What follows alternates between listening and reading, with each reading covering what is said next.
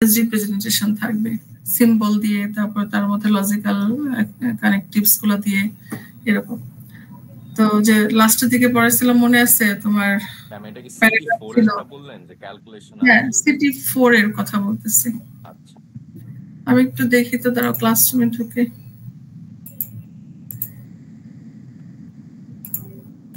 আমার ঢুকতে দেরি হয়েছে কারণ ওই যে একটা রিসার্চের সাডেনলি পড়ে গেছিল, এটা বুক চ্যাপ্টারের। আচ্ছা, তো ওখানে একটু কথা বলতেছিলাম ফোনে। যে কোনো একটা ক্লাসে ঢুকেই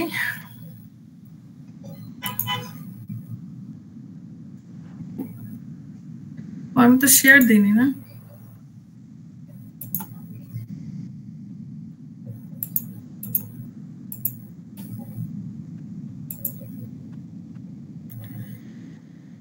তোমাদের মিডের খাতাও তো আমার কাছে, আমি মিডের খাতা একবার ভাবছিলাম যে মার্কসটা ইয়েতে দিব কিনা, পরে ভাবলাম যে না, এটা তোমাদের আরো কনফিউশন তৈরি হবে, খাতা দেখো তারপরে। এই যে তোমাদের লাস্ট যেটা পড়াইছিলাম, ও একটা দিছিলাম, তোমরা যে যদি নলেজ বেস কেউ ডেভেলপ করতে চাও ইভেন ইন পাইথন, তোমরা এটা ট্রাই করতে পারো। এটা শেষের দিকে একটা এক্সাম্পল ছিল না? এই যে এরকম বড় ধরনের যদি প্যারাগ্রাফ থাকে, হয়ে গেল। এই যে এখানে সেন্টেন্স ছিল, তাই না? এটাকে যদি আমি একসাথে একটা কানেক্টিং করে দিই তাহলে তো প্যারাগ্রাফ হয়ে গেল। তো এগুলো একটু প্র্যাকটিস করছিলাম আমরা লাস্ট ক্লাসে। তো বিশেষ করে যেগুলো একটু জটিল আছে, তারপরে আমাদের বলছিলাম না এগুলা যে আমাদের ন্যাচারাল ল্যাঙ্গুয়েজ প্রসেসিং এরই একটা পার্ট, বেসিক পার্ট হিসেবে চিন্তা করতে পারো। তো সেখানে আমাদের যে ইংলিশ গ্রামার ছিল, তারপরে সেন্টেন্সের বিভিন্ন ধরন ছিল, অ্যাফার্মেটিভ, নেগেটিভ, ইন্টারোগেটিভ। তো যে ইন্টারোগেটিভ সেন্টেন্সটাকে মনে হয় আমরা অ্যাসার্টিভ বা অ্যাফার্মেটিভ করে নিয়েছিলাম, মনে আছে? মনে পড়ে একটু? এই যে দেখো, এটাকে চেঞ্জ করে নিয়ে ইন্টারোগেটিভটাকে আমরা যে অ্যাফার্মেটিভ করে নিয়ে দেন হচ্ছে রিপ্রেজেন্ট করছিলাম। তারপরে এই সাইনগুলো মনে আছে? তোমরা কি আমার স্ক্রিন দেখতে পাচ্ছ? জি ম্যাম, দেখা যায়। এই যে হ্যাঁ, যে ইউনিভার্সাল কোয়ান্টিফায়ার, তারপর হচ্ছে এক্সিস্টেন্সিয়াল কোয়ান্টিফায়ার, এগুলা ইউজ করা হয়েছিল। এবং এই কোয়ান্টিফায়ার গুলো ইউজ করার কারণ সুবিধার জন্যই আসলে আমরা প্রেডিকেট লজিকে আসছিলাম। তো আশা করি তোমাদের মনে পড়ছে। এখন আজকে আমি যেটা করতে যাচ্ছি যে 3, হ্যাঁ, যেটা হচ্ছে আমাদের নলেজ রিপ্রেজেন্টেশন অ্যান্ড রিজনিং এর লাস্ট স্লাইড, মানে লাস্ট টপিক। তো এইটাই হচ্ছে আমাদের সিটি4 লাস্ট, মানে 4 নম্বর 4 এর কন্টেন্ট। আমি আবার বলে দিচ্ছি। তো এখানে খুব বেশি কিন্তু লেখালেখি নাই। হ্যাঁ, তোমার এই নলেজ রিপ্রেজেন্টেশন কিভাবে করতে হয়, কোন টেকনিকে কিভাবে করা লাগে, কোন ধরনের বাক্যকে কিভাবে করতে হয়, এছাড়া এর সাথে দু একটা হয়তো বা থিওরিটিক্যাল কনসেপ্ট থাকতে পারে, ওগুলো একটু দেখা। এটা হচ্ছে সিটি4। আর আজকে যেহেতু আমি 3টা সেকশনকে একসাথে ডাকছি, তোমাদের যেটা বাকি সেটা হচ্ছে যে সিটি3 নেওয়া বাকি, সিটি4 নেওয়া বাকি। আমি এক্সপেক্ট করতেছি ইনশাল্লাহ আমি নিজেই নিব, ইনশাল্লাহ, মানে আমার নেওয়ার ইচ্ছা নিজেই। সেটা হচ্ছে যে সিটি3 তোমরা গেমের উপর দেওয়ার কথা, তাই না? আর সিটি3 কোনটার হিসেবে, অল্টারনেটিভ হিসেবে মনে আছে? সিটি3 হচ্ছে সিটি2 এর অল্টারনেটিভ, রাইট? যারা সিটি2 মানে এ স্টারে যারা খারাপ করছো, 3টা সেকশনে সবাই আছে তো না? যারা এ স্টারে খারাপ করছো তারা গেমে ভালো করা ছাড়া অল্টারনেটিভ নাই। তো এটা এই জন্য বলতেছি যে সিটি3টা হয়তো আমি একটু তাড়াতাড়ি ফেলে দিব, এই উইকে ফেলতে চাচ্ছিলাম, জানি না তোমরা পারবা কিনা। তো সেখানে যারা মনে করো এ স্টারে ভালো করছো, সিটি3 বা গেমের সিটিটাকে স্কিপ করতে চাও, ইউ ক্যান। আর যদি মনে করো না আমি স্টিল ট্রাই করব, এটা দেখবো কেমন কোশ্চেন হয় বা আমি কেমন অ্যান্সার করতে পারি ওই সময়ের ভেতরে, তুমি এটা ওয়েলকাম। তো এটা হচ্ছে সিটি3 বিষয়, এবং এটা আমি একটু তাড়াতাড়ি নিতে যাচ্ছি। এই উইকে পারবা কিনা আমি এখানে একটা তোমাদের থেকে ফিডব্যাক নিব। আর সিটি4 হচ্ছে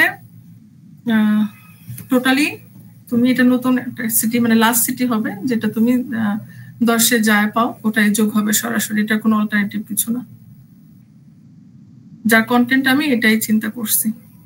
এটা যেহেতু আমি ঈদের আগে পড়ে রাখছিলাম যে সিটি 4 যাতে সবাই ভালো করে।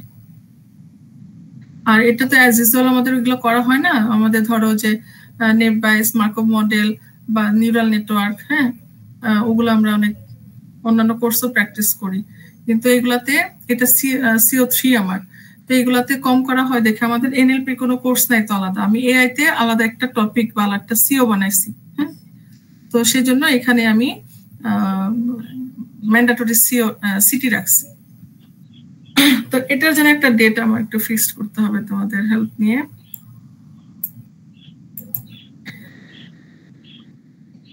আমাদের ক্লাস হচ্ছে 11 মের 11 তারিখ পর্যন্ত।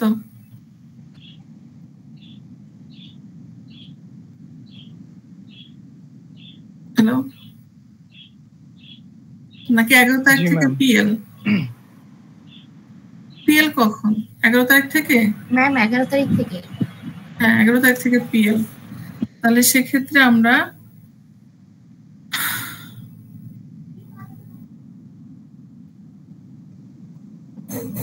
সিটি 4টা এই 21-এর যে উইকটা 21 থেকে এখানে ফেলতে চাচ্ছি সিটি 4। ম্যাম নেক্সট উইকে সিটি 3টা আর পরের উইকে সিটি 4টা দেওয়া কি পসিবল? মানে 21-এর উইকটাতে সিটি 3 আর 28-এর উইকটাকে সিটি 4 না? এটা দেওয়া কি পসিবল হয়? আচ্ছা, খাতা রিটার্ন করা নিয়ে একটু ইয়ে হতে পারে, কারণ এই মাসে যাই অ্যাক্রিডিটেশনের সেলফ অ্যাসেসমেন্ট রিপোর্টের বইটা জমা দেওয়া লাগবে। আচ্ছা ঠিক আছে, আমার মনে হয় কারণ আমি তো এটা ধরো আজকে সানডে, তো কালকে অফ, তো চলে যাচ্ছে। তাহলে নেক্সট উইকে তোমাদের সিটি 3, আর আমি ডেটটা সম্ভবত ওই ক্লাস টাইমে নিব আর কি, যার যার ক্লাস সেকশনের ক্লাস অনুযায়ী। তো যেটা হয় মঙ্গল আর বুধ মনে হয় ফেলি আমি বেশিরভাগ, তাই না? মঙ্গল আর বুধ, হ্যাঁ। তাহলে 22, 23 আর 29, 30। ঠিক আছে, তাহলে এটা ডান। City 3 22, 23 section wise. হ্যাঁ, হয়তো আমার মনে আছে যতটুকু শুক্রবার, সরি মঙ্গলবার, আমার কথাবার্তা সব এলোমেলো হয়ে যাচ্ছে। মঙ্গলবারে হচ্ছে আমার 2টা সেকশন আছে তোমাদের সাথে, তো ওইখানে দুটা সেকশনের এক্সাম হয়ে যাবে ইনশাল্লাহ এই যে 22 তারিখে। আর বুধবারে কোনো একটা সেকশন আছে, তাদের এখানে হবে সেম তোমার 29, 30। তোমরা তাহলে এটা একটু নোট করে নাও, স্পেশালি সিআরআর নোট করে নাও, কারণ অন্যজন কোনো যদি সিটি পড়ে তখন তোমরা মানে এটা অ্যাডজাস্ট করে নিও। এই ডেটের সাথে সবাই ওকে আছে তো না? আশা করি সমস্যা হবে না, কারণ তোমরা সময় পাচ্ছ ভালো।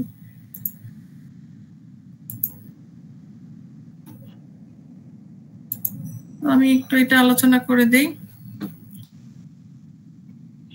ওইটা তো আবার নামাইতে হবে না, তো কাজ করবে না।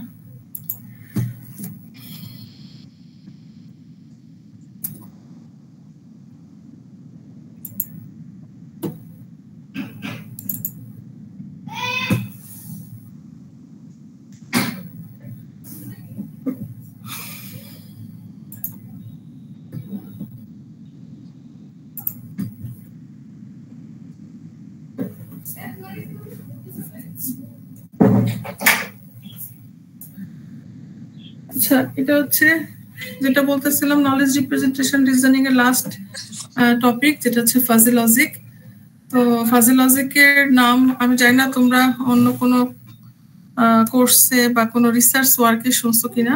ফাজি লজিক দিয়ে অনেক অনেক গবেষণা হয়, ঠিক আছে। এখন এই রিসেন্ট 2025-এও কিন্তু ফাজি লজিক দিয়ে ভালোই রিসার্চ হচ্ছে। Fuzzy logic plus genetic algorithm, তোমরা তো জেনেটিক অ্যালগরিদম দিয়ে কোনো সিটি দাও নাই, বাট ওটা ফাইনালে থাকবে। জেনেটিক অ্যালগরিদম, ফাজি লজিক এগুলো কিন্তু ইউজ করা হয় বিশেষ করে কন্ট্রোল সিস্টেম, ডিসিশন মেকিং, হ্যাঁ এই ধরনের সিস্টেমের ডেভেলপমেন্টে ফাজি লজিকটা খুব ভালো একটা টুল হিসেবে ইউজ হয়।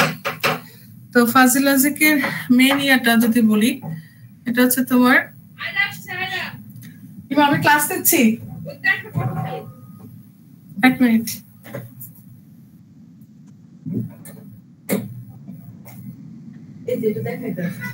আমি ক্লাস দিচ্ছি।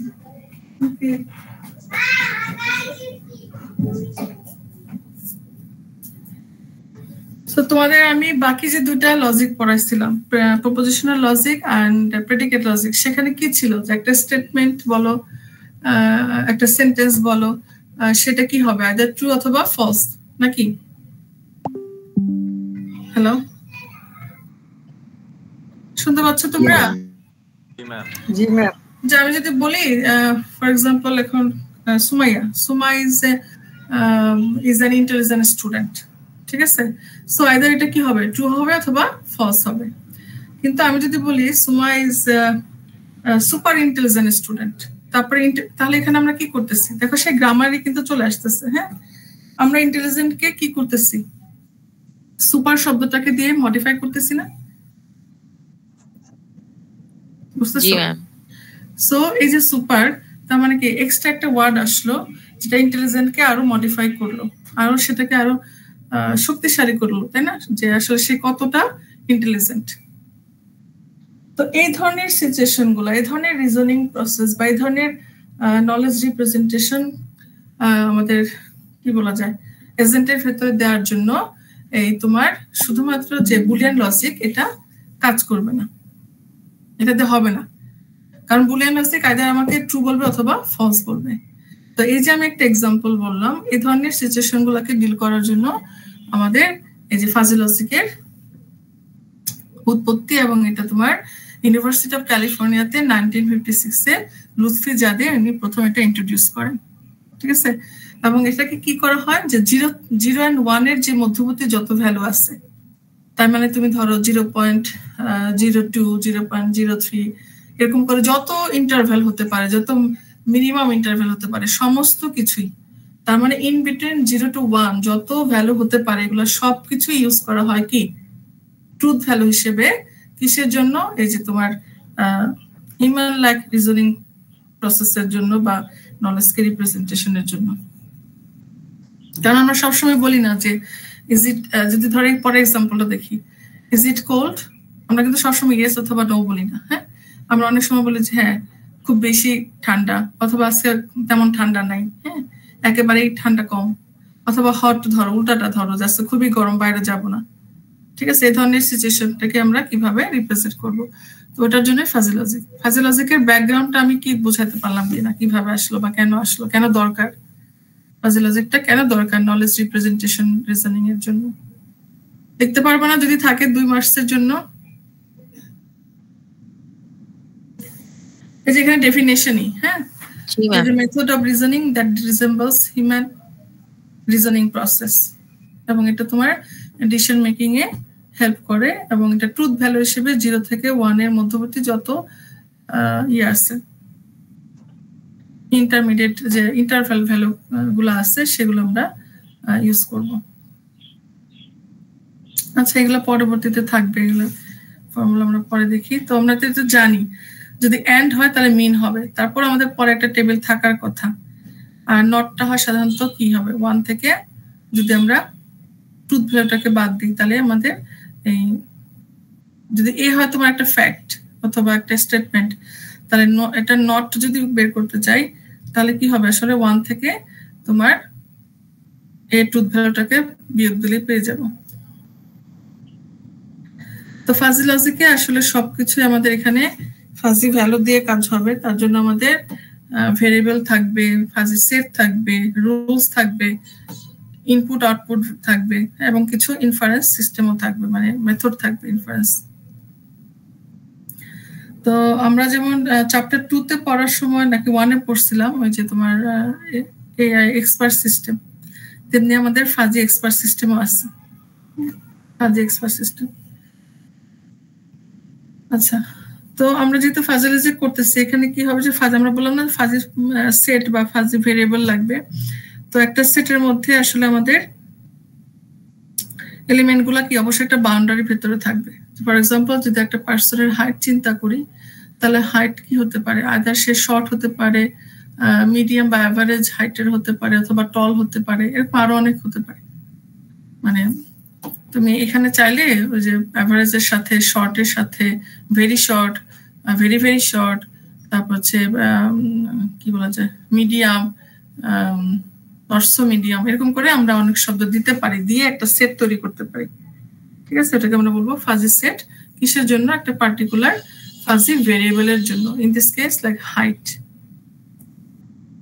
তো এই যে এটা ধরো আমরা কি করলাম, একটা সেট মানে এখানে আমরা ডিফাইন করলাম, কিন্তু আমাদের সবকিছুর মূলে কি, আমরা হিউম্যান সহজে তোমার একটা ডিসকাশনের মাধ্যমে অথবা তোমার স্টাডির মাধ্যমে বা আমাদের আই ভিশনে যতটুকু সহজে বুঝতে পারি, এটা কিন্তু মেশিন বা আমাদের সিস্টেম যেটা বা এজেন্ট, সে কিন্তু সহজে ধরতে পারবে না। আলটিমেটলি ওই সমস্ত কিছু তাকে তার মতো করে বুঝাইতে হবে। এখন এই যে ফাজি সেট, এগুলা কিন্তু আমরা আসলে কম্পিউটার সিস্টেমকে বুঝাইতে চাইলে আমাদের কিছু ম্যাথমেটিক্যাল ফাংশন ইউজ করা লাগে, তাই না? আমরা ডিসক্রিট ম্যাথে করছি বা ম্যাথে, তারপর তোমার নিউমেরিক্যাল ম্যাথে তোমরা করছো, নিউমেরিক্যাল ম্যাথে তো তোমাদের ল্যাবও আছে।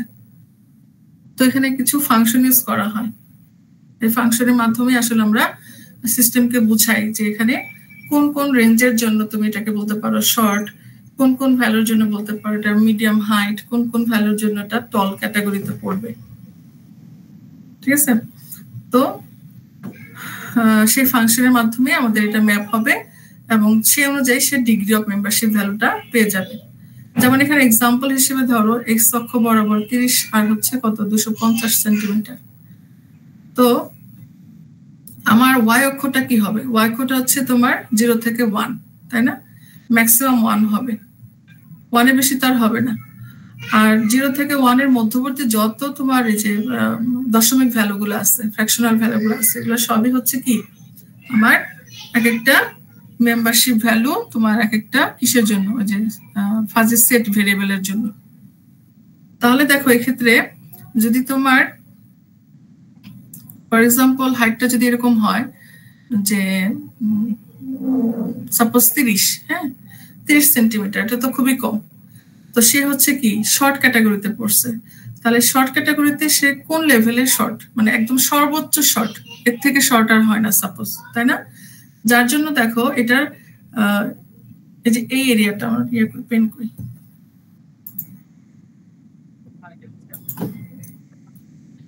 এই যে এইখানে যে এরিয়াটা আছে, সাপোজ ধরো এই যে প্রতিবার এটা দ্বিতীয়বার কি হয় বুঝি না,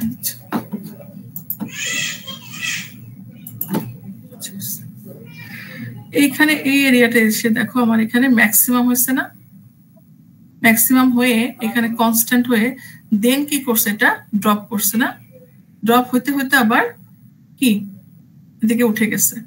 তার মানে আমরা ধরো এই যে 30 সেন্টিমিটার যদি কোনো পার্সনের হাইট হয়, সে হচ্ছে শর্ট ক্যাটাগরিতে পড়ছে এবং তার শর্টের সর্বোচ্চ শর্ট, যার জন্য তার মেম্বারশিপ ভালো কত 1। এরপর আস্তে আস্তে ড্রপ হবে যখন, তখন কিন্তু শেয়ার 1-এ থাকবে না, 0.7, 0.5, 0.3 এরকম করে আস্তে আস্তে নেমে আসবে, তাই না? বুঝতেছো? সেম ওয়ে হয়তো বা আমরা বলতে পারি যে মিডিয়াম ধরো এখান থেকে শুরু হয়েছে, ঠিক আছে, আবার এখান থেকে ধরো আমার 170 থেকে আমি টল, মানে এগুলো ডিফাইন করতে হবে। তুমি যখন কম্পিউটার সিস্টেমে ইমপ্লিমেন্ট করবা, কত থেকে কত সেন্টিমিটার তোমার শর্টের জন্য, কত থেকে কত সেন্টিমিটার আমার মিডিয়ামের জন্য, এবং কত থেকে কত সেন্টিমিটার টলের জন্য, এটা আমার ডিফাইন করে দিতে হবে। তো টল যেখান থেকে শুরু হয়েছে, এখানে দেখো প্রথমে কিন্তু সে ম্যাক্সিমাম টল না, ম্যাক্সিমাম টল হচ্ছে তোমার এই যে ধরো 200 ধরতে পারি আমরা, না 200 থেকে আমাদের কি হয়ে গেছে, টল শুরু হয়ে গেছে। তার মানে সে 200 থেকে 250 এই রেঞ্জের মধ্যে কি যাদের হাইট আছে, এত সেন্টিমিটার হাইট যাদের আছে, তারা হচ্ছে কি সর্বোচ্চ টল, তাদের মেম্বারশিপ ভ্যালু কত 1। বুঝে গেছে? তোমরা কি বুঝতে পারছো? আমার কথা শোনা যায় নাকি শব্দে শুনতে পাচ্ছ না? জি ম্যাম, শোনা যাচ্ছে। জি ম্যাম, বুঝছি। মেম্বারশিপ ভ্যালুটাকে ধরতে পারছো সবাই? আর প্লটিং থাকবে, হ্যাঁ তোমাদের কিন্তু এগুলো ম্যাথ থাকবে, বাট স্টিল ম্যাথে কিন্তু প্লটিং থাকবে, যার জন্য এই প্লটিংটাতে আমি সময় দিচ্ছি। ম্যাম আমার মেম্বারশিপের এটা একটু এখনো কনফিউশন আছে। হাইটেরটা বুঝলাম যে এত থেকে এত রেঞ্জ এগুলা সেট করলাম আমরা বলতেছি, কিন্তু মেম্বারশিপের ব্যাপারটা একটু বুঝায় বলতে ভালো হয়। মানে ডিগ্রি অফ মেম্বারশিপ বলতে আমরা ধরো ওই যে এগুলো ক্লাস চিন্তা করতে পারো, ক্যাটাগরি চিন্তা করতে পারো। শর্ট ক্যাটাগরির মধ্যেও আমার কি আছে, সর্বোচ্চ শর্ট, তার থেকে একটু কম শর্ট, সরি হ্যাঁ তার থেকে একটু কম শর্ট এরকম। আবার অ্যাভারেজ বা মিডিয়াম যেটা হয় সেটা তোমার ধরো কত 170-এর আগে, তার মানে ধরো 100 থেকে যদি ধরি, এর মধ্যে যারা থাকবে তারা হচ্ছে মিডিয়ামের সর্বোচ্চ কোথায়, এইখানে যারা এই পিক ভ্যালুতে যারা আছে সে হচ্ছে সর্বোচ্চ মিডিয়াম হাইটের পার্সন। তো এখন এটাকে আমরা কি বলছিলাম যে 0 আর 1 ছাড়া আমরা কি চাই, আইদার ট্রু অথবা ফলস ছাড়া মধ্যবর্তী যে ভ্যালুগুলো আছে সেগুলো দিয়ে আমরা বিভিন্ন ধরনের যে মডিফাই করে যে রিপ্রেজেন্টেশনটা সেটা করতে চাচ্ছি। তো এখন যে হবে তোমার সর্বোচ্চ শর্ট তাকে আমরা মেম্বারশিপ ভ্যালু 1 দিলাম, যে হবে not so short, suppose not so, হ্যাঁ একটা শব্দ দিচ্ছি শর্টকে মডিফাই করার জন্য, তার জন্য হয়তো বা তোমার 0.7, ঠিক আছে। তো এরকম। আর পরবর্তীতে আমরা গিয়ে দেখবো যে মডিফায়ারের জন্য কিছু এক্সপেরিমেন্টাল ডিফাইন্ড ফর্মুলা আছে, রুল আছে, ওটা পড়ার পরে হয়তো বা একটু ক্লিয়ার হবে বিষয়টা। একটু সামনে আগে আমি এটা আরেকটা এক্সাম্পল হচ্ছে ইয়ার জন্য, টেম্পারেচারের জন্য। এরকম আরো কিছু এক্সাম্পল আছে, যেমন আমাদের ধরো এজের আছে, এক্সপিরিয়েন্স আছে, স্যালারির আছে, স্যালারির সাথে এক্সপিরিয়েন্সের সম্পর্ক, এগুলো অনেক কাজ, মানে কিছু কাজ আছে যেটা আমরা মেশিন লার্নিং দিয়ে করি, হ্যাঁ সেই কাজগুলো আমরা ফাজি লজিক দিয়েও করতে পারবো। এই যে এক্সপিরিয়েন্স দেখো, তোমার হচ্ছে এখানে কি হতে পারে, লিটল এক্সপিরিয়েন্স। সাধারণত তোমরা যখন সাপোজ এখন তো তোমরা ক্যান্ডিডেট, বাট এরকম আছে না তোমাদের সিনিয়ররা যারা এখন অলরেডি তারা স্টার্ট আপ করে ফেলছে এবং তোমাদের ফ্রেশারদেরকে নিয়োগ দিচ্ছে, তারা কিন্তু একটা হয়তো বা সিস্টেমে চায় যে রিক্রুটমেন্টে সিভি তো অনেক পরে, সিভি সর্টিং এর জন্য একটা প্রসেস, একটা সিস্টেম চায়। তো সেখানে হয়তো বা আমরা বলে দিতে পারি যে তার যদি কি থাকে যে মডারেট লেভেলের এক্সপিরিয়েন্স থাকে এবং এজ যদি ধরো মিডল এজ হয় বা ইয়াং হয় এবং স্যালারি তো আনা যাবে না, এরকম যদি হয় তাকে তুমি শর্ট লিস্টে নিয়ে আসো। তো স্যালারিটা আবার কি হবে, তোমার এক্সপিরিয়েন্সের সাথে জড়িত, ডিগ্রির সাথে জড়িত, তাই না? আর বাইরের দেশে, যেটা আমি জাপানে 5 বছর পড়াশোনা করার সময় দেখছি যে ওখানে হচ্ছে ওরা যত বেশি ইয়াং এজে যায় তত বেশি স্যালারি। লাইক যদি তোমরা কেউ মানে 4 বছর পরেই ওরা 3rd ইয়ারে উঠে জব হান্টিং এ চলে যায়, তো 4 বছর শেষ করেই, গ্রাজুয়েশন শেষ করেই ওরা জবে ঢুকে যায়, তখন ওদের স্যালারি সবচেয়ে হাই, ঠিক আছে। তো আমাদের তো উল্টা, আমাদের হচ্ছে কি ওভার দ্য টাইম আমাদের এক্সপিরিয়েন্স যত হবে তত দেখবা যে একজন ওই যে প্রফেসর বা সিনিয়র প্রফেসর বা এরকম আরো অনেক পজিশন থাকে না, তাদেরকে দেখবা যে হাই স্যালারি দিয়ে রিক্রুট করতেছে। তো এগুলো আসলে অ্যাড করা যায় সিস্টেমে, হ্যাঁ ডেভেলপ করার ক্ষেত্রে। মানে আমি বোঝাচ্ছি যে ফাজি লজিকের আসলে শুধুমাত্র যে স্টেটমেন্টের ইয়াই না, ডিসিশন মেকিং বা তোমার সিস্টেম ডেভেলপমেন্টে ফাজি লজিকের অনেক গুরুত্বপূর্ণ ভূমিকা। তো একটু আগে যেটা বলছিলাম যে ফাজি সেটকে আমরা কিভাবে ইয়া করব, কম্পিউটারকে বুঝাবো কিভাবে, তাকে আসলে ম্যাথমেটিক্যাল ফাংশনের মাধ্যমে বুঝাতে হয়। এখন ফাজি লজিকের জন্য বেশ কিছু ফাংশন আমরা ইউজ করি জেনারেলি, সেই ফাংশনগুলোর নাম এখানে তোমরা দেখতে পাচ্ছ, যেমন Z function, pi function, S function, trapezoidal, triangle, singleton, এরকম বেশ কিছু ফাংশন আছে। তো এগুলার আমি এখানে জাস্ট ম্যাথমেটিক্যাল ইয়াটা রেখে দিছি। সামটাইমস এটা আগে যেটা করতাম ল্যাবে, এরকম তোমার ফাজি লজিকের ফাংশনগুলো ডেভেলপ করতে দিতাম, জাস্ট ফাংশনটাকে ইমপ্লিমেন্ট করো। কারণ কি ফাংশন ইমপ্লিমেন্ট হয়ে গেলে এরপরে হয়তো তুমি একটা পার্টিকুলার ছোট একটা প্রবলেম ধরে ওটাকে ইমপ্লিমেন্ট করতে পারবে। তো এখন আর ল্যাবে ওটা করাচ্ছি না, কারণ আমাদের তো যে মেশিন লার্নিং আর ইয়া ঢুকে গেছে। তো এগুলো আমি স্কিপ করে যাচ্ছি, এটা তো তোমরা বুঝবাই, কারণ এগুলো ম্যাথ, তো যে তোমার কোন জায়গায় গিয়ে কনস্ট্যান্ট থাকতেছে, কোন জায়গায় তোমার এর ভ্যালু 0 এর জন্য কি হচ্ছে, মানে এই রিপ্রেজেন্টেশনটা, এগুলো আমি স্কিপ করে যাচ্ছি। আচ্ছা, নামগুলা কেন এরকম আসছে? নামগুলো আসছে কারণ হচ্ছে এটা শেপের জন্য। এটাকে তুমি কম্পিউটারে যদি ইমপ্লিমেন্ট করো, এটা থেকে যে শেপটা তৈরি হবে, ওই শেপটা দেখতে আমাদের যে ইংলিশ লেটারের বিভিন্ন লেটারের সাথে যায়, ওখান থেকে আসছে তোমার নামটা। যেমন ট্রাপিজয়েডালের দুটো পার্ট আছে, একটা হচ্ছে আর ফাংশন আর হচ্ছে এল ফাংশন। আর ফাংশনটা দেখলে এরকম, মানে আর এর মাথা যেটা, আর এল ফাংশনটা দেখো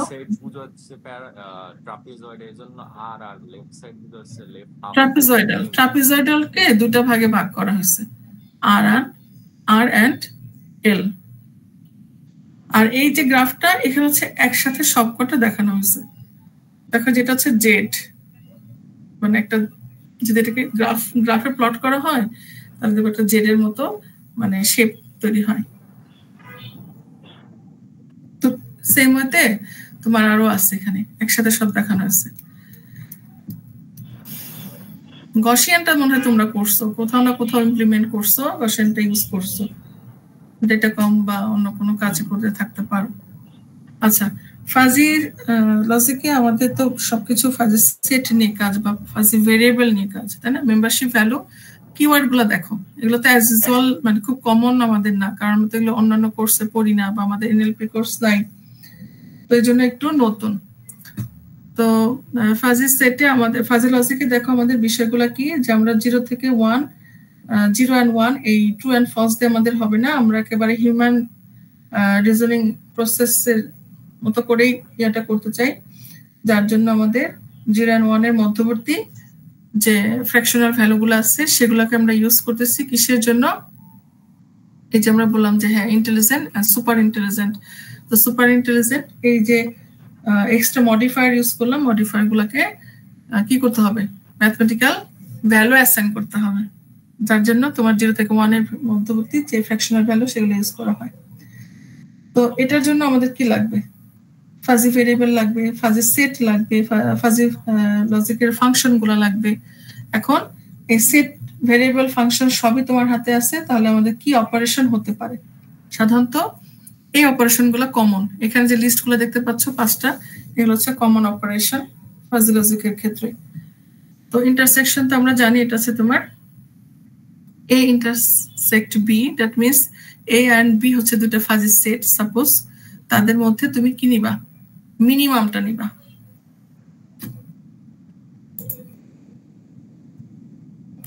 সবাই একটু মনোযোগ দিয়ে শুনবা, কারণ এটা সিটি 4 এর কন্টেন্ট। হ্যাঁ, ধরো A হচ্ছে আমার 0.5, 0.9, 0.2 সাপোজ, আর B হচ্ছে আমার 0.2, 0.5 and 0.1, আচ্ছা 9। তাহলে A ইন্টারসেক্ট B, রেজাল্ট কি হবে বলো? 0.5, 0.2, তারপরে 0.5, 0.9 মিনিমাম। তো এটা কি 0.2 না?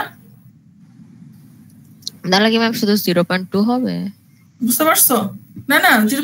কেন? আমার তো 3টা এলিমেন্ট, বুঝতে পারছো? এখানে আমার 3টা এলিমেন্ট আছে। হ্যাঁ, এই সেটের হাইট আমার 3, তো 3টা এলিমেন্ট আছে, বি তোমার 3টা এলিমেন্ট আছে। এখন আমি কি করতেছি? এ আর বি এর ভিতরে ইন্টারসেক্ট করতেছি। ইন্টারসেক্ট মানে কি? এ এন্ড বি এর মধ্য থেকে আমি যে ফাজি ভ্যালুগুলো থাকবে তাদের মধ্যে মিনিমাম ভ্যালুটাকে পিক করব। তো আমি ধরে নিলাম আমার এ সেটে 3টা, বি সেটে 3টা। তো এখন তুমি কি করবা? 1 to 1 মিন করবা, মানে মিনিমাম মিন, নট স্ট্যাটিস্টিক্যাল মিন। হ্যাঁ, মানে ম্যাডাম যেটা 1 to 1 মিনিমাম করব। হ্যাঁ, মিনিমাম করবা। তার মানে তুমি ধরো 0.5 আর 0.2 এর মধ্যে কাকে নিবা? 0.2, 0.5, 0.9 এর মধ্যে কাকে নিবা? 0.5, 0.2 আর 0.9 এর মধ্যে কাকে নিবা? 0.2। বুঝা গেছে? সেম ওয়েতে যখন ইউনিয়ন করবা কিছু না, এটা ম্যাক্স। এখন কথা হলো যদি পরীক্ষায় থাকে এগুলো অবশ্যই ফর্মুলা লিখতে হবে, এবং ইন্টারসেক্ট মানে যে মিন বোঝায় সেটা তোমার লিখতে হবে, আর ইউনিয়ন মানে যে ম্যাক্স বোঝায় এটাও লিখতে হবে। অনেকে যেটা করে আমি বলে দেই, সরাসরি রেজাল্ট বসায় দেয়। কিভাবে আসলো, ফর্মুলাটা কি, বা রুলটা কি, তুমি সেটা লেখো নাই, সেক্ষেত্রে কিন্তু ফুল মার্কস পাবা না, এটা আমি বলে দিচ্ছি। ঠিক আছে? তো এই জন্য আমাদের এটা করতে হবে, এবং এগুলো পরে আমাদের প্লটিং করতে হয়। আমি এই জন্য বললাম যে প্লটিংটা ইম্পর্টেন্ট। আচ্ছা, কমপ্লিমেন্ট তো শুরুতে একটা স্লাইডে ছিল না। কমপ্লিমেন্ট মানে হচ্ছে কি নেগেশন। তার মানে তুমি ম্যাক্সিমাম কত 1 থেকে যদি ওই পার্টিকুলার সেট ভ্যালুটাকে কি করো, ডিডাক্ট করো। লাইক তুমি এ আসছে এটা, তো এখন তুমি এর কমপ্লিমেন্ট বের করতে চাচ্ছ, তার মানে কি এ নট বের করতে চাও সাপোজ, তাই না? তার কি করবো, 1 থেকে এটাকে বিয়োগ দিলেই তো হয়ে গেল। তার মানে আমি কি পাবো দেখো তো, কই লিখবো, জায়গা কই আমার এ নট কি হবে বলো তাড়াতাড়ি। 0.5 0.1 0.1 and 0.8 এক্স্যাক্টলি। গুড, কে বলছো জানি না, থ্যাংক ইউ, ভালো করছো। আমি বলছি সুমাইয়া। সুমাইয়া। তো এটা হলো আমাদের কি কমপ্লিমেন্ট হয়ে গেল। এগুলো আমাদের জানা জিনিস, বাট স্টিল আমার যেহেতু ফাজি সেট ভ্যালুতে তোমরা কাজ করবা, এই জন্য আমি একটু দেখাই দেওয়া।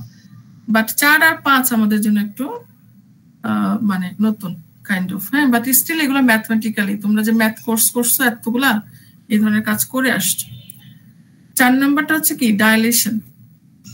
ডাইলেশন কি করে দেখো, increases the degree of membership of all the members by spreading out the curve.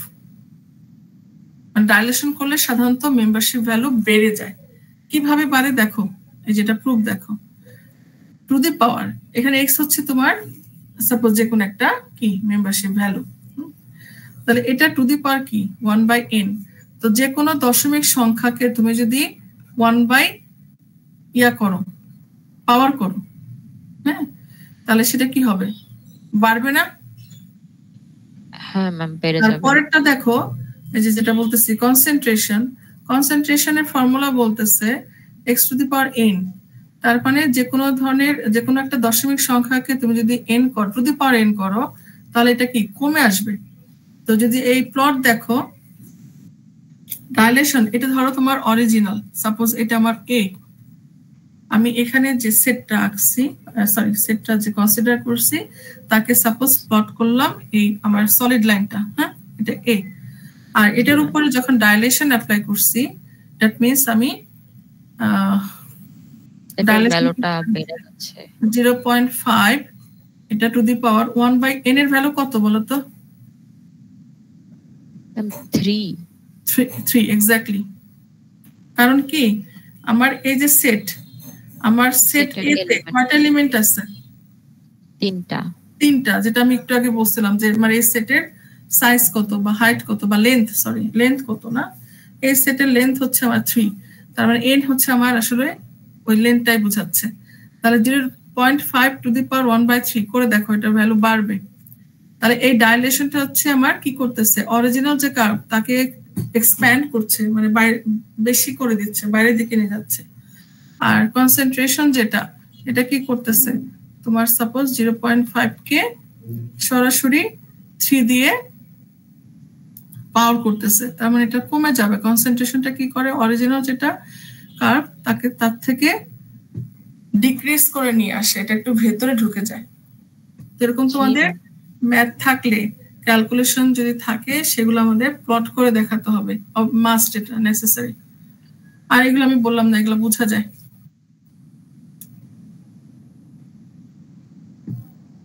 এই যে বলছিলাম না, দু একটা একটু ইয়া থাকতে পারে, যে তোমার থিওরির মতো থাকতে পারে, লিঙ্গুইস্টিক ভেরিয়েবল কি বা হেজ কি।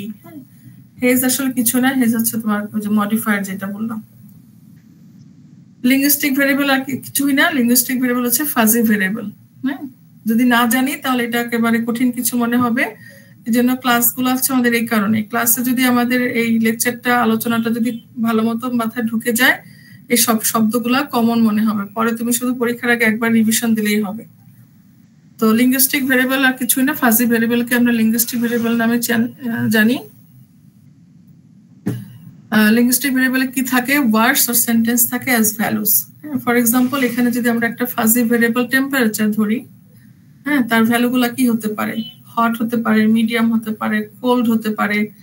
তারপরে এগুলোর সাথে তখন তোমরা আরো যে নট সো, ভেরি, তারপর হচ্ছে ভেরি ভেরি, হ্যাঁ, মোরলেস, এই শব্দগুলা, এই মডিফায়ার গুলাকে ইউজ করে, এখন তো ধরো টেম্পারেচার যদি আমার ফাজি ভেরিয়েবল হয়, আমার সেট ফাজি সেটটা হতো বা যে হট মিডিয়াম আর কি কোল্ড নিয়ে আসছে, তার মানে আমার এই ফাজি সেটে কয়টা এলিমেন্ট আছে? 3টা এলিমেন্ট আছে, রাইট? এখন যদি আমি এখানে যদি বলি যে very very hot, very hot, not so hot, medium, এটাকে যদি বলি নট সো মিডিয়াম, এরকম করে আমি কি করলাম? হেজ ইউজ করলাম অথবা মডিফায়ার ইউজ করলাম, তাহলে আমার এই সেটের লেন্থ বাড়বে না? জি ম্যাম। তো এটা আমরা আমাদের প্রয়োজন মতো ইউজ করতে পারবো ভাবে। হ্যাঁ, তার মানে কি আমার আসলে কি আমার ওই ফাজি ভেরিয়েবলটাকে প্রপারলি রিপ্রেজেন্ট করার জন্য আমার যে নলেজ রিপ্রেজেন্টেশন যেটা দরকার, যেটা নিয়ে কাজ করতেছি, সেটার উপর ভিত্তি করে আমরা এরকম মাল্টিপল হেজ ইউজ করে ফাজি সেটটাকে তৈরি করতে পারি। ফাজি সেট তৈরি হয়ে গেলে আমরা কি করব? তখন ওটাকে যে ম্যাথমেটিক্যাল ফাংশনের মাধ্যমে রিপ্রেজেন্ট করে তোমার মেম্বারশিপ ভ্যালুটাকে অ্যাসাইন করে দেব ইন বিটুইন 0 to 1। আচ্ছা, পরে আমাদের এখানে আরেকটা এক্সাম্পল আছে, let x be the linguistic variable with the label s, মানে s আমরা ধরতেছি, এখানে ছিল টেম্পারেচার, এখানে হচ্ছে s। এক্ষেত্রে আমাদের কি হতে পারে?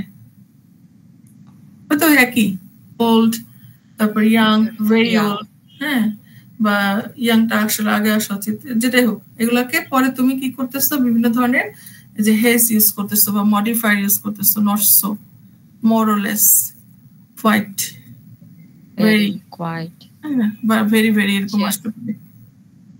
ঠিক আছে?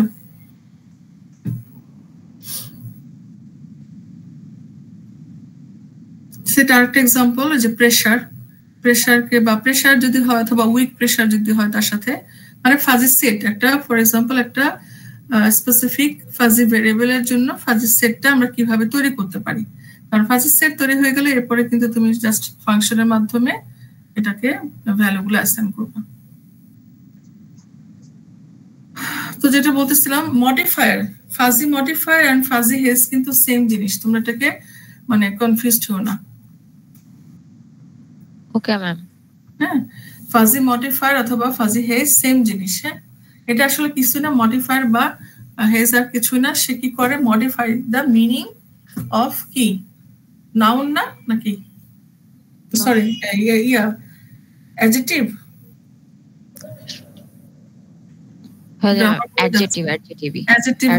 কারণ ইন্টেলিজেন্ট তো সুপার ইন্টেলিজেন্ট বা ভেরি ইন্টেলিজেন্ট, সো অ্যাডজেক্টিভ হবে।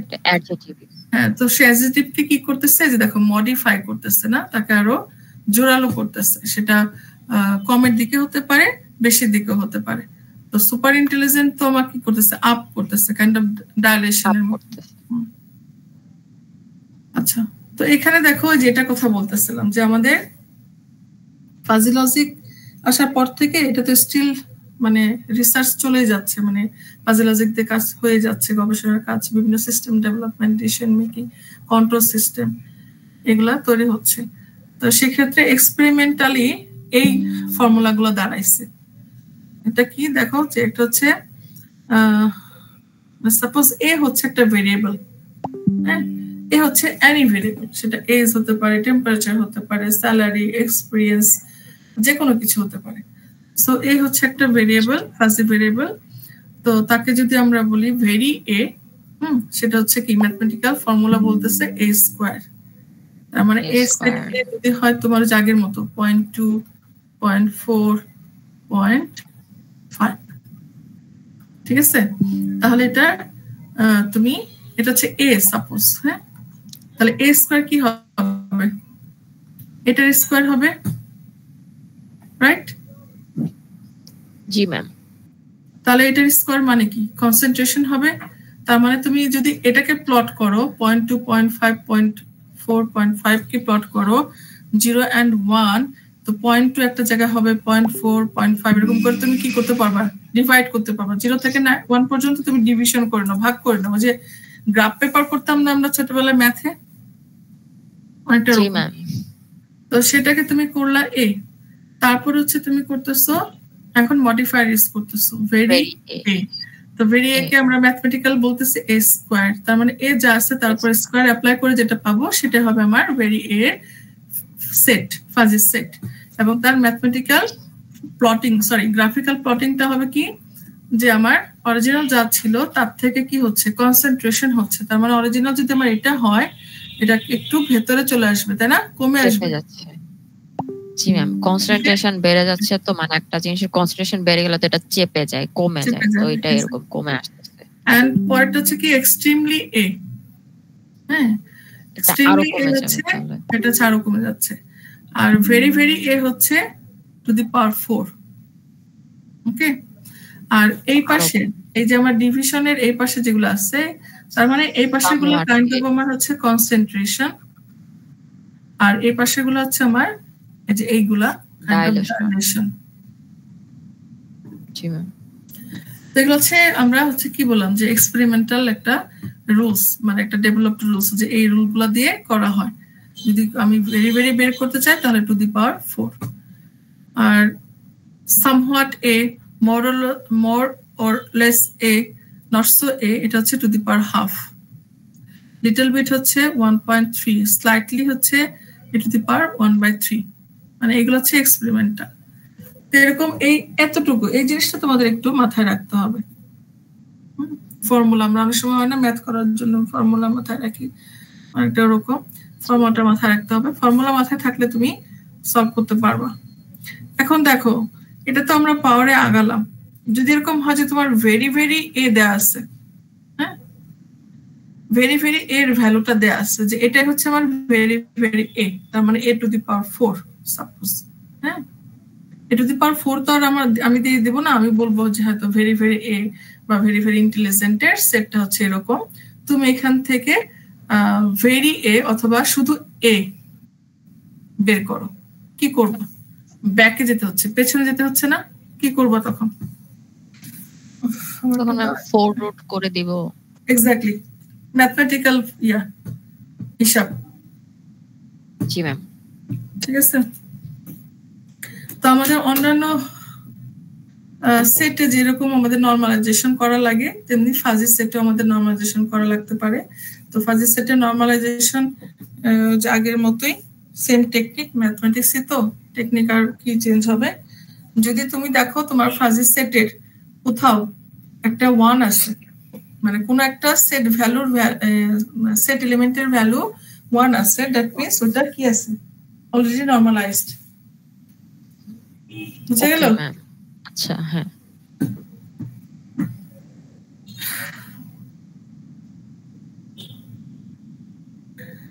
এখন যে বলছিলাম না আমাদের ফাজির রুল আছে, আমরা যেমন ইয়েতে রুল পড়ছি, প্রোলগের রুল পড়ছি ল্যাবে, তাই না? সেখানে আমরা রুলটা দেখো যে ফাজি লজিক তো আমরা কিন্তু এরকম সিস্টেম ডেভেলপ করতে পারি। এখানে একটা সিম্পল এক্সাম্পল কি ধরা হয়েছে, smoker and risk of cancer. Simple fuzzy rule for the smoker risk of cancer, যে তার স্মোকারের হ্যাবিট বা প্যাটার্নের উপর ভিত্তি করে তার ক্যান্সারের লেভেলটা আমরা করতে পারি। ঠিক আছে, তো এটা তুমি একটা ফাজি সিস্টেমে ডেভেলপ করতে পারো। সাধারণত এগুলো আমরা মেশিন লার্নিং দিয়ে করি, তাই না? তো এখন মেশিন লার্নিং হয় বা ডিপ লার্নিং এ চলে গেছে।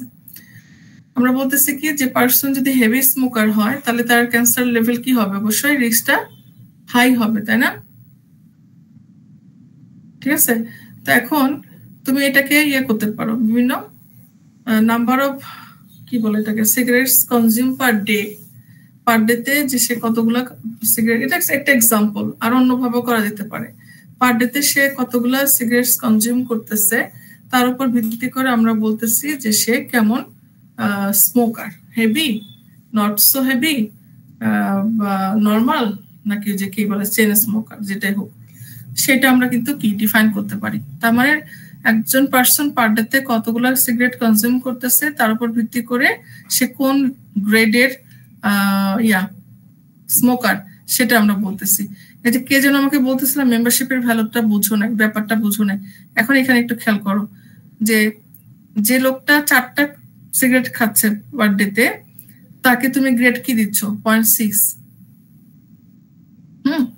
যে 8টা কনজিউম করতেছে সে কিন্তু আরো অনেক বেড়ে যাচ্ছে, তার যে তোমার ক্যান্সারের রিস্কটা বাড়বে। তার মানে আস্তে আস্তে তার কিন্তু ভ্যালুটা বাড়তেছে। আর যে 10টা কনজিউম করতেছে পার ডেতে সে তো আসলে কি বলবো হাই রিস্ক, সবচেয়ে তো তার কিন্তু দেখো মেম্বারশিপ ভ্যালুটা 1 এর বেশি তার হবে না, কারণ আমরা তো ইউজ করতেছি 0 and 1 এর মধ্যবর্তী ইন্টারভ্যাল ভ্যালুগুলোকে। বুঝতেছো? জি ম্যাম। তো সেম ওয়েতে তুমি এটা দিলা হচ্ছে number of cigarettes consume per day, তার উপর ভিত্তি করে ওই পার্সনের কোন লেভেলের বা কোন গ্রেডের স্মোকার তাকে তুমি ডিজাইন করলা। আর এদিকে আমাদের আসবে এখন কি তোমার হচ্ছে লেভেল অফ রিস্ক, হ্যাঁ, যে তোমার সে কোন লেভেলে আছে।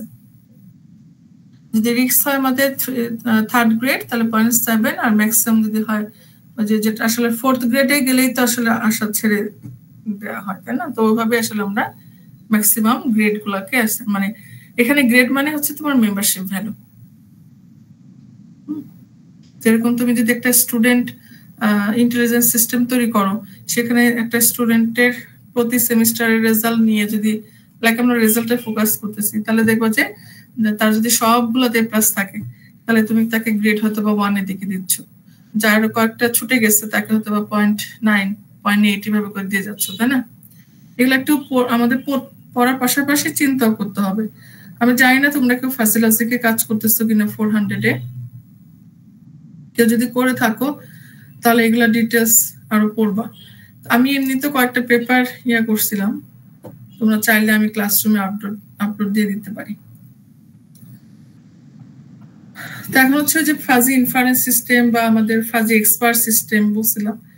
এখানে তোমার ইনফারেন্স তো আমরা জানি, সে যে রিজনিং প্রসেস, একটা রুল ইঞ্জিন থাকে, সে তোমার রিজনিং করে নতুন নলেজটাকে ডিডিউস করে বা কনক্লুশনটাকে নিয়ে আসে।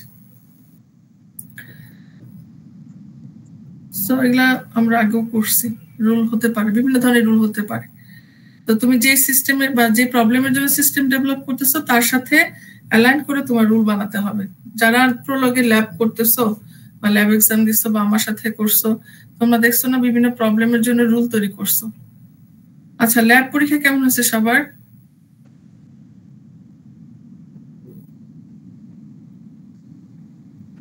আচ্ছা, কেউ রেসপন্স করে না কেন?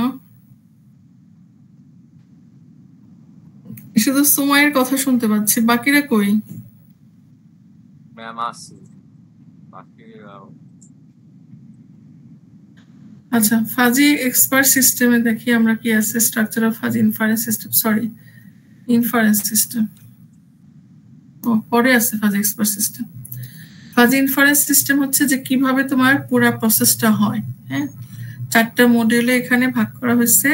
এটা হচ্ছে ফাজিফিকেশন মডিউল, তার মানে ক্রিপস ভ্যালু কোনটা? ক্রিপস ভ্যালু হচ্ছে 0 1 ট্রু ফলস, তাই না? আমরা যে ক্রিপস ভ্যালুটা দিচ্ছি, প্রথমে তো ইনপুট দিচ্ছি আসলে ক্রিপস ভ্যালু বা যে তোমার বুলিয়ান লজিক। তো এটাকে কি করতে হবে? ফাজিফিকেশনের মাধ্যমে তোমার কনভার্ট করতে হবে, তাই না? যে 0 থেকে 1 এর মধ্যবর্তী ভ্যালুতে সে কনভার্ট করবে। তো এটা আসলো তোমার রুল ইঞ্জিনে বা ইনফারেন্স ইঞ্জিনে, আর এদিক থেকে নলেজ বেস আসতেছে যেটা তুমি তৈরি করছো, ফাজি লজিক দিয়ে হোক, প্রেডিকেট লজিক দিয়ে হোক, প্রপোজিশনাল লজিক দিয়ে হোক, সে নলেজ বেসটা আসলো বা প্রলোগ দিয়ে হোক। এদের মধ্যে সে কি করবে? এই দুটা ইউজ করে সে রিজনিং প্রসেসটা করে একটা ডিডিউস করবে, একটা নতুন ফ্যাক্ট বা নলেজটাকে সে প্রডিউস করবে, করে এটাকে আবার ডিফাজিফিকেশন করতে হবে। তার মানে 0 and 1 এর মধ্যবর্তী যে ইন্টারভ্যাল গুলো ছিল সেটাকে আবার কি করতে হবে? যে ব্যাক ইঞ্জিন রিভার্স ইঞ্জিনিয়ারিং করে কিপস ভ্যালুতে বা বুলিয়ান লজিক আবার আনতে হবে, তারপর সেটা আউটপুটে যাবে। তো এটা জাস্ট ছবিটা দেখলে বোঝা যায়। এটা যদি থিওরিটিক্যাল থাকে এক্সপ্লেনেশন ইউ ক্যান, আমার মনে হয় তোমরা পারবে, এটা জটিল কিছু না। জি ম্যাম, পারবো। সো এখানে কিছু ইনফারেন্স রুল ছিল, যেমন তোমাদের প্রপোজিশনাল লজিকে আমি কতগুলো রুলস পড়াইছিলাম, মনে আছে? যে modus ponens, modus tollens, hypothetical syllogism, disjunctive syllogism, এরকম 9টা না কি 12টা রুল ছিল। আমি 4টা তোমাদের আলোচনা করছিলাম। তো সেম ওয়েতে ফাজি লজিকেও আমাদের কিছু ইনফারেন্স রুল আছে। তার মধ্যে খুব কমন যেটা, সেটা হচ্ছে তোমার মামদানি স্টাইল ইনফারেন্স রুল। কিছুই না, জাস্ট আমরা এরকম মানে বেসিক প্রোগ্রামিং করতে গেলেও যেমন আমাদের এন্ড অর থাকে, ইফ এলস থাকে, ওরকম। হ্যাঁ, ওরকম সিচুয়েশন যে আমাদের যদি এরকম হয় যে if x is a3 or y is b1 then z is c1, মানে এরকম সিচুয়েশন যদি অর সহ থাকে, আমরা এরকম ভাবে নতুন মানে c1 কি নতুন ডিডিউস যেটা হলো, মানে ইনফারেন্সের পরে যেটা তৈরি হলো, যে ফ্যাক্টটা নতুন জিনিসটা আসলো। পাশাপাশি দেখাটা এক্সাম্পল আছে। যদি প্রজেক্ট ফান্ডিং অ্যাডিকুয়েট থাকে, তুমি একটা প্রজেক্ট পাইছো যার ফান্ডটা অনেক মানে অ্যাডিকুয়েট, যথেষ্ট ফান্ড আছে, বাট প্রজেক্ট স্টাফ খুব কম, মানে খুব লিমিটেড পারসন, হ্যাঁ, একজন বা দুজন লোক দিয়ে তুমি প্রজেক্টটাকে কাজ করাচ্ছ, সেক্ষেত্রে কি থাকবে? Risk is low. অর তো আচ্ছা, ও কেন তাহলে বলো তো? অর কেন? অর হচ্ছে যেহেতু এখানে অর আছে, রিস্কটা আমরা বলতেছি লো। কারণ কি? কারণ হচ্ছে তোমার বলতেছে প্রজেক্ট ফান্ড যথেষ্ট আছে, অথবা তোমার প্রজেক্ট স্টাফিং ইজ স্মল, কিন্তু আমার রিস্ক হচ্ছে এক্ষেত্রে লো কেন? কারণ আমার যেহেতু অ্যাডিকুয়েট ফান্ড আছে, আমি চাইলে প্যারালালি কাজ করাতে পারবো। সো আমার এটা যদি কি হয়, ফলসও হয়, এটা ট্রু হওয়ার কারণে আমার এটা লো হবে। জি ম্যাম। সেম ওয়েতে এন্ড দিয়ে আছে এখানে ইফ এলস। তো আমি আপাতত আমাদের মামদার ইনস্টলটা আমরা দেখলাম, আরো কিছু আছে, এই তোমার ইনফারেন্স রুল আছে for fuzzy logic. So fuzzy expert system তোমার যে কি করে, এখানে তোমার কিপস লজিকের জায়গা আসলে ফাজি লজিক নিয়ে কাজ করে। এটা ডায়াগ্রাম কিছু দেখতেছি না আমরা এখানে। একটা খুব কমন একটা প্রবলেম, যেটা আমরা অন্য সময় হয়তো বা লাইক এটা তোমার ভেন ডায়াগ্রাম দিয়ে হয়তো বা তোমরা করছো বা করতে পারবা, বা অন্য কোনো মেথডে করতে পারবা, বাট এই প্রবলেমটা এখন আমরা ফাজি লজিক দিয়ে করতে চাচ্ছি। কি করব? যে for example, a 4-person family wants to buy a house. An indication of how comfortable they want to be is the number of bedrooms in the house, but they also want a large house. মানে একটা family, মানে বাড়ি তোমরা যেমন করো বাড়ি ভাড়া করার ক্ষেত্রে, অনেক হয় না যে অনেক এজেন্সি আছে, তারা বাড়ি করে দেয়, খুঁজে দেয়, তাই না? তো সেক্ষেত্রে এই ধরনের প্রবলেমটাকে আমরা ফাজি লজিক দিয়ে কিভাবে সলভ করতে পারি? তো যে প্রবলেমটা এখন আমরা দেখতে পাচ্ছি, এখানে আমরা দেখতেছি যে একটা ফ্যামিলি আছে, যেখানে ফ্যামিলি পার্সন হচ্ছে 4 জন, এবং তারা চাচ্ছে একটা কমফোর্টেবল হাউস, এবং সাথে হাউসটা যেন বড় হয়। তো কমফোর্টেবল হাউস বলতে তারা বোঝাচ্ছে যে নাম্বার অফ বেডরুমস। হ্যাঁ, তো নাম্বার অফ বেডরুমস মানে তো আসলে কি বলা যায়, বাসাটা লার্জ, তাই না? এটার সাথে কানেক্টেড। যে একটা বাসায় যদি তোমার ধরো 5টা বেডরুম থাকে, তার মানে কি বাসাটা ভালোই লার্জ। যদি 10টা বেডরুম থাকে, তাহলে এটা আসলে সর্বোচ্চ লার্জ। এক্ষেত্রে এখানে এইভাবে ধরা হয়েছে, মানে অ্যাজিউম করে নেওয়া হয়েছে যে সাপোজ ইউ হচ্ছে আমার একটা সেট, হ্যাঁ, যেখানে আমার কি আছে, 10টা এলিমেন্ট আছে, এবং এই 10টা এলিমেন্ট কি তোমার হচ্ছে available houses describe by the number of bedrooms. তার মানে হচ্ছে 1 নম্বর বাড়ি যেটা, সেখানে মাত্র 1টা বেডরুম আছে, আবার 6 নম্বর বাড়িতে 6টা বেডরুম আছে, আর 10 নম্বর বাড়িতে 10টা বেডরুম আছে suppose. Then the fuzzy set C হচ্ছে ফর কমফোর্টেবল, হ্যাঁ, মেবি ডিসক্রাইবড অ্যাজ, মানে এটা তোমার কনজিউম করা, মানে অ্যাজিউম করে নেওয়া যে কমফোর্টেবলের জন্য যে সেটটা, আর হচ্ছে 10টা এক্সাম্পল স্বরূপ 10টা বাড়ি ধরা হচ্ছে, কিন্তু এখানে আরো বেশি থাকতে পারে বা আরো কমও থাকতে পারে। এটা অ্যাজিউম করে নেওয়া হয়েছে, কারণ এখানে আর কোনো ডাটা নাই, জাস্ট আমরা একটা কেস স্টাডি দিয়ে দিচ্ছি যে এরকম একটা প্রবলেমের জন্য তুমি ফাজি লজিক দিয়ে সলভ করো। এটা কিন্তু অন্য লজিক মানে অন্য মেথডও সলভ করা যাবে। এখন আমরা কি করব? ইউ পাইছি একটা সেট যেখানে নাম্বার অফ বেডরুম বোঝাচ্ছে প্রত্যেকটা হাউসের জন্য, আর সি হচ্ছে তোমার একটা সেট যেটা হচ্ছে তোমার কমফোর্টেবল বোঝাচ্ছে। 1 নাম্বার হাউস যেটা, তার কমফোর্টেবল গ্রেড হচ্ছে 0.2, আর 2 নাম্বার হাউস হচ্ছে 0.5, 3 নাম্বার হচ্ছে 0.8, 4 নাম্বার হাউস হচ্ছে 1, তার মানে 4 নাম্বার হাউসটাকে কি বলা যাচ্ছে, মোর কমফোর্টেবল বলা যাচ্ছে না? বুঝতেছো? জি ম্যাম। অ্যাজুম করা, হ্যাঁ এরকম। এখন আমরা বলতেছি let L be the fuzzy set large defined as, মানে কোন বাসাটাকে আমরা লার্জ বলতেছি, যে বাসাগুলোতে নাম্বার অফ বেডরুম বেশি, দেখো সেগুলোতে লার্জের গ্রেড ভ্যালুটা হাই। যেমন 10, 9, 8, 7 এই চারটা কিন্তু গ্রেড ভ্যালু 1 দেওয়া হয়েছে, কারণ এখানে অনেকগুলা করে বেডরুম আছে। পরে আবার একটু র্যান্ডমলি কমাইছে একটু। তাহলে আমরা কি করব, এই সেট গুলো পেয়ে গেছি প্রত্যেকটা তোমার এই যে ভ্যারিয়েবলের জন্য, হ্যাঁ কমফোর্টেবল লার্জ এগুলোর জন্য আমরা সেট পেয়ে গেছি। এখন আমরা কি করব, অপারেশন গুলা করব। মনে আছে এই ফাজি লজিকের অপারেশন গুলা, ইন্টারসেকশন, ইউনিয়ন, এগুলা। So the intersection between comfortable and large কি হবে? ইন্টারসেকশন মানে হচ্ছে আমরা জানি কি মিন নেওয়া, তাই না? তাহলে কমফোর্টেবল হচ্ছে সি আর লার্জ হচ্ছে এল, তাহলে এই দুটার মধ্যে মিন যদি নেই তাহলে কি হবে, যে 0, 0.2 কোনটা হবে? 0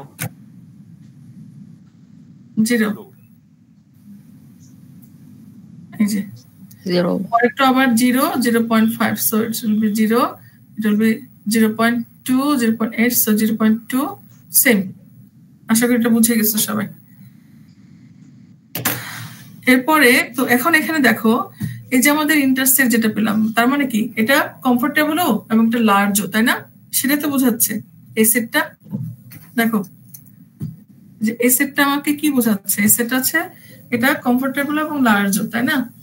তো তার মধ্যে যদি এখন গ্রেড ভ্যালু চেক করি তাহলে দেখা গেল এইটা যেটা, এটা হচ্ছে সর্বোচ্চ গ্রেড ভ্যালু না?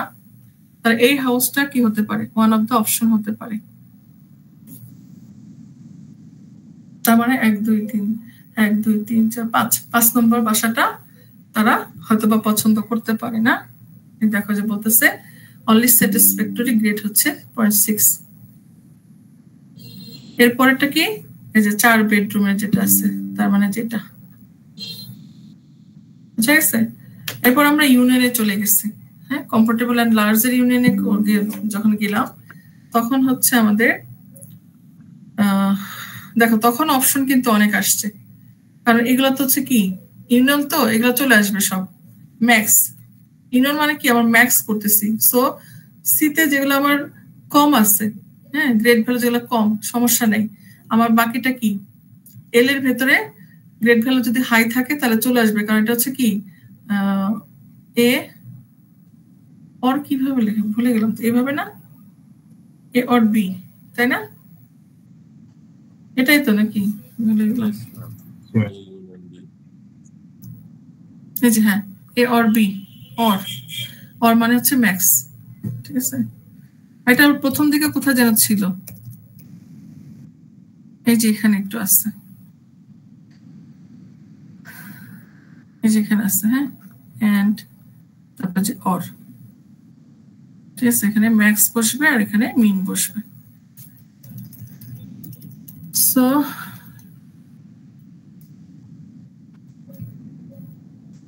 এখন দেখো এখন তাদের অপশন বেশি, সুতরাং তারা চাইলে ম্যাক্স যেগুলা, হ্যাঁ তারা আইদার এই যে এই 4 নম্বর বাসাটা অথবা 7 থেকে 10 এখান থেকে যে কোনো একটা বাসা তারা চুজ করতে পারে, মানে প্রেডিক্ট করতেছে আর কি। হ্যাঁ তাদের একটা মানে তো একটা ক্লায়েন্ট আসছে, তার ক্লায়েন্টের পছন্দ হচ্ছে এরকম এন্ড এরকম, তো এটার উপর ভিত্তি করে আমরা তাদের প্রেডিক্ট করতে পারি যে হ্যাঁ এই বাসাগুলা আপনার পছন্দের সাথে মিলে যাচ্ছে, so you can pick from here.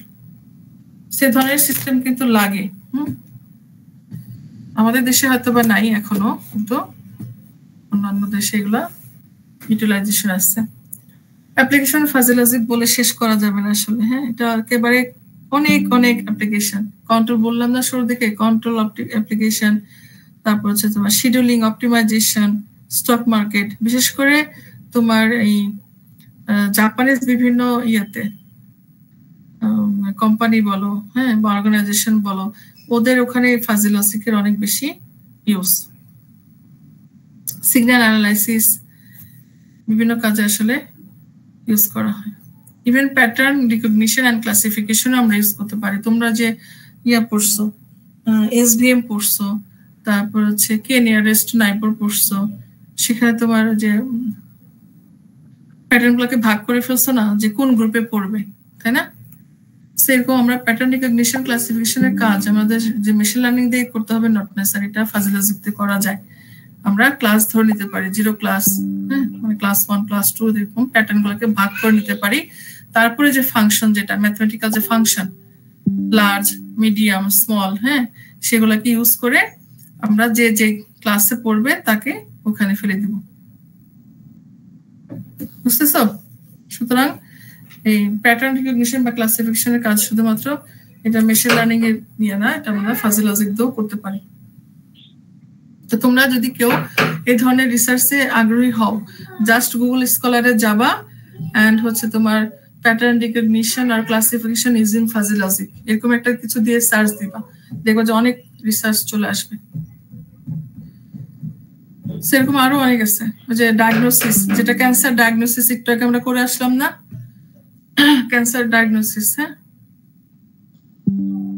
মানে মেডিকেল ডায়াগনোসিস আর কি, এরকম অনেক আছে, অনেক অ্যাপ্লিকেশন আছে।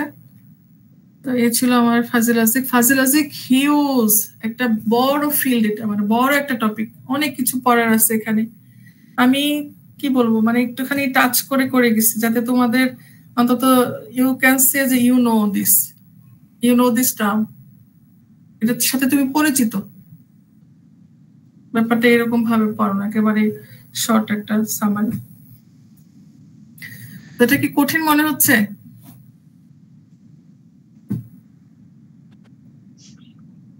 আছো তোমরা? জি ম্যাম আছি। কঠিন মনে হচ্ছে কি? কঠিন না, কিন্তু জিনিসগুলো একটু নতুন তো, মানে টার্ম গুলো অত ফ্যামিলিয়ার না, তো একটু পড়তে একটু টাইম দেওয়া লাগবে বেশি। টার্ম গুলা বুঝে, এখন যদি আলোচনার সময় টার্ম গুলা বুঝো তাহলে মাথায় থাকবে। হ্যাঁ, আরেকবার তোমরা লেকচারটা দেখে যাবা, তাহলে জি ম্যাম। হ্যাঁ, টার্ম গুলা বুঝতে, আমি তো শুরুতে বলছিলাম টার্ম গুলা নতুন, এই টার্ম গুলা একটু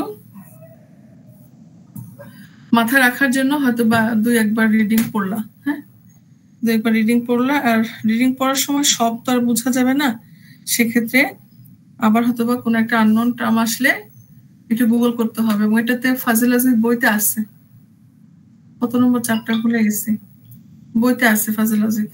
তো 3rd এডিশন 4th এডিশন দেখতে পারো। তবে এইভাবে নাই, আমি স্লাইডটাতে যেভাবে দেখালাম এইভাবে নাই, বাট আসছে ফাজি লজিক। তো তোমরা অন্য রিসোর্সও দেখতে পারো। তো ওই ফাজি লজিক শেষ, এবং এটার সাথে আমার ওই আগের যে 3টা মিলাই হচ্ছে আমাদের সিটি4। ঠিক আছে, 3টা মিলাই হচ্ছে সিটি4। তো তোমরা একটু ভালো মতো প্র্যাকটিস করো। আমরা তো আপাতত ডেট ফিক্সড করে ফেলছি 28, মানে 29 আর 30 হচ্ছে সিটি4 last CT of the course, আর 22 আর 23 হচ্ছে আমার কি সিটি3। হ্যাঁ, সিটি3 হচ্ছে গেম থিওরির উপরে, সিটি4 হচ্ছে কি বললাম, নলেজ রিপ্রেজেন্টেশন, KRR, হ্যাঁ, KRR এর উপরে। তো আমি এটা ক্লাসরুমে দিয়ে দিব না, এটা নোটিসটা। এখন বলো, কারো কোনো কোয়েরিজ আছে কিনা?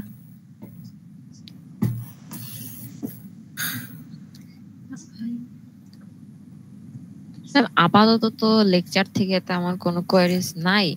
হলো যে আমরা পড়লে পরে হয়তো আপনার সাথে ক্লাসে দেখা হলে বা অনলাইন ক্লাসে তখন জিজ্ঞাসা করতে পারি, এখন আর মনে হয় না কোয়েরিজ। আচ্ছা, এটা তো গেল তোমার আজকে লেকচার রিলেটেড। আর অন্য কোনো কিছু আছে কোর্সের? আমি তো অনেকদিন ধরে নাই, মনে হচ্ছে যে অনেক গ্যাপ, অনেক কিছু আমার জানার বাইরে রয়ে গেছে বা ঘটে যাচ্ছে, এরকম লাগতেছে। ম্যাম অনেকদিন মানে তেমন ক্লাস হলো যে, মানে ক্লাসও তেমন সবারই হলো যে ছুটির ভিতর, মানে এখনো ক্লাস অত ফুললি স্টার্ট হয় না, ঈদের ছুটির আমেজই সবার আছে। তো এই আজকে তো এই সপ্তাহ তো গেল, গত সপ্তাহে তো একটা ইয়া ছিল না, ওই যে একদিন ইয়া হলো, সোমবার সবাই হ্যাঁ ইয়া ছিল। আবার এই সপ্তাহ তো 14 তারিখ, ওটা 7 তারিখ ছিল, রাইট? 7 আর 14 দুদিন তো ক্লাস সাসপেন্ড। হ্যাঁ আচ্ছা ঠিক আছে, তাহলে আমি অ্যাটেন্ডেন্সটা একটু নিয়ে নিই। ম্যাম জি ম্যাম। হ্যাঁ বলো ম্যাম ল্যাব নিয়ে একটা কোশ্চেন ছিল। ও ল্যাব এক্সাম কেমন দিছো তোমরা? ম্যাম এক্সাম মোটামুটি হয়েছে। তো ম্যাম আমাদের ওই প্রেজেন্টেশন নিয়ে একটা কোশ্চেন ছিল। ল্যাবের প্রেজেন্টেশনে হ্যাঁ বলো। আমাদের যে 16 তারিখ হবে ম্যাম। আমাদের হচ্ছে আপনি যে ল্যাটিটিউড লংজিটিউড এ আপনাদের হিউরিস্টিক ভ্যালু বের করার কথা বলছিলেন না, তো ম্যাম এখানে তো ভ্যালু অনেক ছোট আসে, মানে 0.00 সামথিং। তো সমস্যা নাই ম্যাম হিউরিস্টিক ভ্যালু পূর্ণ সংখ্যা নিতে হবে না নাকি মানে ফ্র্যাকশন থাকলেও প্রবলেম নাই? না ওটা তো এক্স। সকাল আমি এটা ক্লাসে দিয়ে দিছিলাম না ম্যাম? আমরা হচ্ছে ল্যাটিটিউড লংজিটিউড বের করছি, দেন হচ্ছে ফর্মুলা ইউজ করে যখন এইচ এর ভ্যালু বের করতেছি ওটার কথা বলছিলাম। ফর্মুলা ইউজ করে যখন এইচ এর ভ্যালু বের করছো, স্ক্রিন শেয়ার দিয়ে আপনাকে দেখাবো। এই যে এটাই ধরো, হ্যাঁ ধরো তুমি এটা, এই যে জিগাতলা দেখাচ্ছে, তো জিগাতলার এটাতে তুমি কি পাচ্ছ? 23 এটা হচ্ছে কি বলা যায় ল্যাটিটিউড লংজিটিউড, এটা মনে হয় 90 সাপোজ। তো এটা আমার এক্স, এটা ওয়াই, আর ওটা আমার আরেকটা এটা হচ্ছে স্টার্টিং সাপোজ। আরেকটা কই ছিল মানে ডেস্টিনেশন কি ছিল? সেই ডেস্টিনেশনের আবার কি আছে? এক্স এন্ড ওয়াই আছে না? জি ম্যাম। তাহলে এটা x1 y1, ওটা x2 y2। তারপরে এখন x1 y1 x2 y2 এগুলো ইউজ করে তুমি যে ভুলে যাচ্ছি এটা আমরা করছি, কিন্তু এভাবে করছি না, ভ্যালুটা হলো যে একজন বলো ছোট আছে। আচ্ছা মানে তোমার ওই ইউক্লিডিয়ান বা ম্যানহাটন দিয়ে করছি। ম্যানহাটন, ইউক্লিডিয়ান বা ম্যানহাটন করার পরে এইচ এর ভ্যালুটা ছোট আসছে। সমস্যা নাই, এটা তো তুমি রিয়েল ভ্যালু নেই করতেছো, সমস্যা নাই। Okay ma'am. But it's not negative, right?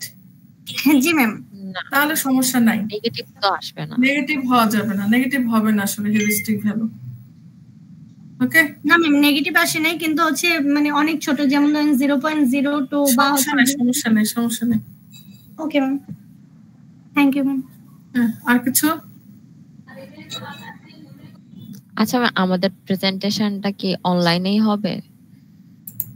আচ্ছা ল্যাবের প্রেজেন্টেশন? হ্যাঁ ম্যাম, আমাদের হলো যে তোমাদের হচ্ছে কত? 16 তারিখ। দোয়া করো ইনশাআল্লাহ। আমি তো আশাবাদী ইনশাআল্লাহ। আমার প্রায় প্রতিদিনই আমার থেরাপির সিরিয়াল আমি করে রাখছি। এটা কি যে প্রলং বসে থাকলে হচ্ছে, যেমন আমি যে এর মধ্যে কিন্তু 2 বার উঠছি বা পা ধরো মানে করতে হচ্ছে আর কি আমার। তো জার্নিটা সবার থেকে তো অনেক বেশি জানি। এটা ডক্টর আমাকে একদম নিষেধই করছে যে এই সময়টা আপনি জার্নি করেন না, তাহলে আপনার হিতে যে এত কষ্ট করে থেরাপি দিতে আসতেছেন, মেডিসিন নিচ্ছেন, এটা আর ইমপ্রুভ আর হবে না। তো এখন 17 তো হাতে ধরো আরো 3 দিন আছে, দেখা যাক। না 16 তারিখ হাতে। আচ্ছা আমি করতেছি, আল্লাহ রহম করলে আমি ফিজিক্যালি নেওয়ার চেষ্টা করব, না পারলে তো তখন আমি তোমাদের জানাই দিব। আচ্ছা ম্যাম, কিন্তু এইখানে যেটা হয়েছে তোমাদের একটা ল্যাবে আমার হচ্ছে গেমের ল্যাবটা অথবা মেশিন লার্নিং এর ল্যাবটা অনলাইনে নেওয়ার কথা ছিল, তাই না? জি ম্যাম। এটা 5 তারিখ নেওয়ার কথা ছিল। তোমাদের বুঝাই দেওয়ার ব্যাপারটা আর কি। ওই দিন তো আমি একদম ছিলাম, 5 তারিখে তো আমি হসপিটালেই গেছি। তো এটা দেখা যাক এর মধ্যে পারি কিনা, যে 19 তারিখ সামনে আছে। হ্যাঁ ম্যাম। আচ্ছা আমার সাথে আজকে 3টা সেকশনে আসছো না, আমি একটু অন্য সেকশনের একটা ল্যাবটা একটু খোঁজ নিতে পারি কি? সিয়ারা বা অন্য কেউ, তোমাদের কি শেষ হয়ে গেছে? এক্সট্রা ইভালুয়েশন শেষ হয়ে গেছে? না ম্যাম, আমাদের এখনো শেষ হয়নি। P1 এর ওটা এই উইকের শেষের দিকে শেষ হবে। আসলে আমাদের হচ্ছে ক্লাস একটা গ্যাপ ছিল, ছুটির দিনে পড়ছিল এই জন্য আর কি। আচ্ছা তাহলে ওটা আমার সমান্তরালেই আছে। আর তোমাদের কি গেমের উপরে প্রজেক্ট অ্যাসাইন করা হয়েছে? অন্য সেকশন, আমার সেকশন না। জি ম্যাম, অ্যাসাইন করা হয়েছে। আচ্ছা, ওটা আমরা এই উইকে দিয়ে দিব। মানে গেমের প্রজেক্টটা অ্যাসাইন করা হয়েছে না? জি ম্যাম। ওটা কোনটার কোন গেমটা দেওয়া হয়েছে?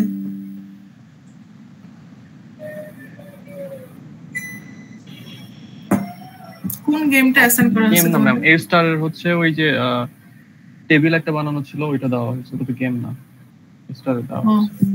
আচ্ছা, এ স্টার একটা প্রজেক্ট, হ্যাঁ, গেম একটা প্রজেক্ট, আর মেশিন লার্নিং এর একটা data set, public data set নিয়ে তোমরা অ্যানালাইসিস করবা, ওটা একটা প্রজেক্ট।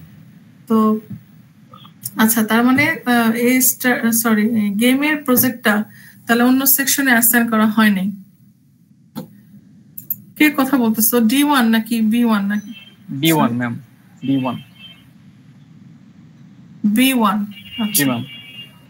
What about C?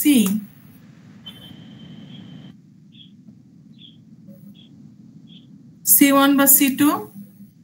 তোমাদেরকে গেমের প্রজেক্ট অ্যাসাইন করা হয়েছে কিনা? ম্যাম আমাদের ওটা হয়ে গেছে, এখন জাস্ট এটা বাকি আছে, এ স্টারটা। গেমটা হয়ে গেছে। গেম বুঝতেছো যে tic tac toe, alpha beta, minimax algorithm. No ma'am, এটি হয়নি, এটা হয়নি।